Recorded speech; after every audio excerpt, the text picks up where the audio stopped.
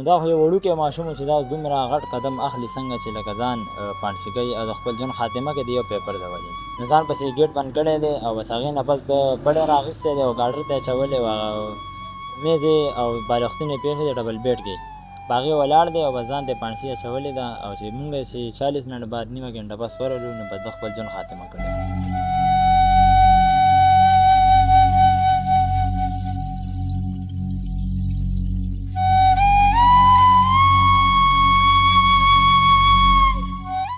السلام علیکم ګرانو کتونکو محمد عارف اکرام قاضي ستاسو په خدمت کې حاضر دی. د وخت موجود یم خزانه په حدود کې پیښور علاقه ده چې کله د پیښور د بورډ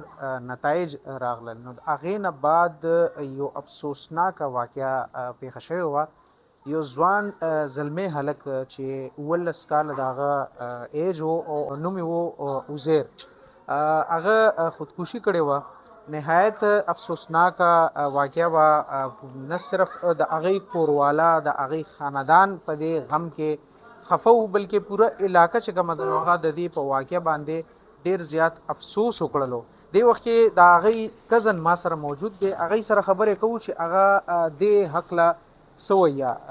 رور خپل تعارف را سره وکړئ. السلام علیکم زما سبحان الله نوم دی د عزیر کزن یم خو بس کزن یې کوم بلکې ورور یم چې مونږ ټول یو کور کې راغټ شوي او یو ځای ناستې باستې دا کومه ورځ چې دا واقعه کېده دې نه سهار ورسره زه پیل هغه سره میلاو شوم بیا زه ډیوټۍ له روان شوم. څه وایې دا نتایج نه بعد داسې یو افسوسناکه واقعه او آخر عزیر دا اقدام ولې واخیستلو داسې دومره غټه خبره خو نه وه نو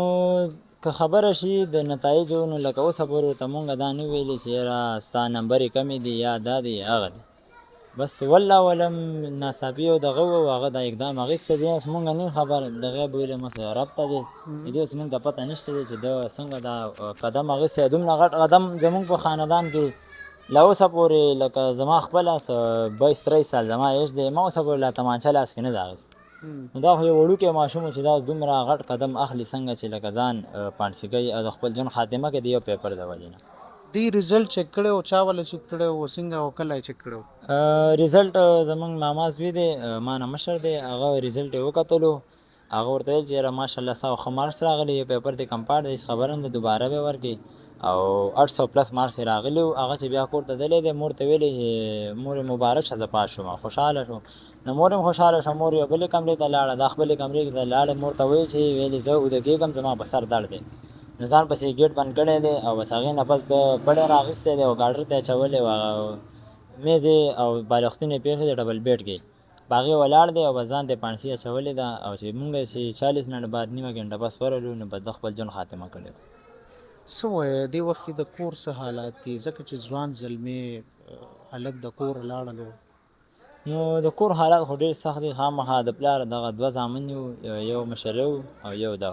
نو بس دې ته والد صاحب سترګې وي او بل والد صاحب یې خپله یو ټیکهدار دی نو هغه غریب دومره سخته تیری په ځان مزدوري کوي دومره په سخت ماشوم غټ کې هغه تا نه داسې لاړ شي سړي له ډېر زور ورکوي بل د والد صاحب ورته توقعات دا و چې زما زوی زلمی شو اوس به زما لاس مطلب دمه شي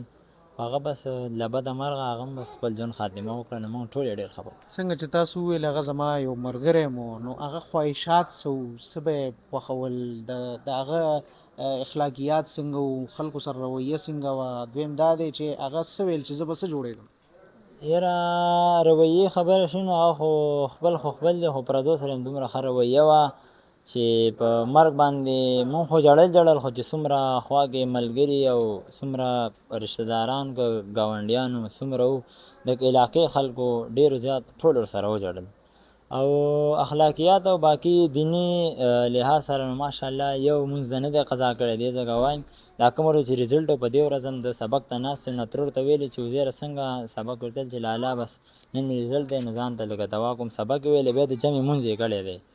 بس مونږ نه پس چې راغلی بس دغه یې کړی او باقي خواهشات او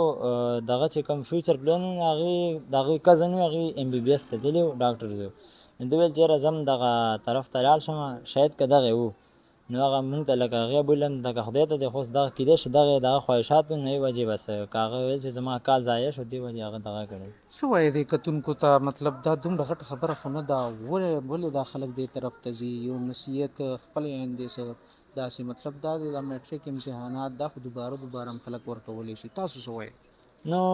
یو پیپر او یا یو کال د ژوند په دې باندې ژوند خاتمه کول دا بیخي ناروا ده او باقي زمونږ اسلام یو خودکشي حرامه ده نو دا زمونږ ټولو ته دا درخواست دی چې مهرباني وکړئ لکه داسې قسمه غلط دی قدم مه اخلئ چې به مخکې ستاسو د مور او پلار دپاره ستاسو رشته دارو لپاره د غم او د خفګان ذریعه وګرځي او باقي ټول ژوند امتحان دی یو پیپر فیل شو دوه فیل شو یو کال فیل شو دوه کاله فیل شو هېڅ خبره نه ده بیا به شي ژوند خو په یو کال باندې نه ختمېږي بل کال به بل کال داس به بار ټرای کوئ لکه په یو پیپر او په یو کال باندې خپل ژوند خاتمه نه کوئ ډیره مننه وخت راکولو کتونکو څنګه چې تاسو واورېدل 18 کالو ځوان هلک چې یو پیپر یې کم پاټ راغلی وه او هغه په دې پریشر کې یا چې څه وجم وه خو د دې مطابق چې د کور نه په هغه باندې هیڅ پریشر نه یو ډاکټرۍ خواهشات یو چې ډاکټر جوړ شمه او څه پته ده چې څه د هغه په ذهن کې راغلل او دغه شانتې قدم هغه واخیستو چې د خپلې د زندګۍ خاتمه وکړله دې نصیحت هم وکړو چې ګینې ټوله زندګي چې کومه ده نو دا یو امتحان او ازمایش دی هر موړ باندې به تاسو یو نه یو ازمایش تېرېږئ نو لہذا داسې کار نه دي کول پکار چې په هغې نه بعد ستاسو د کور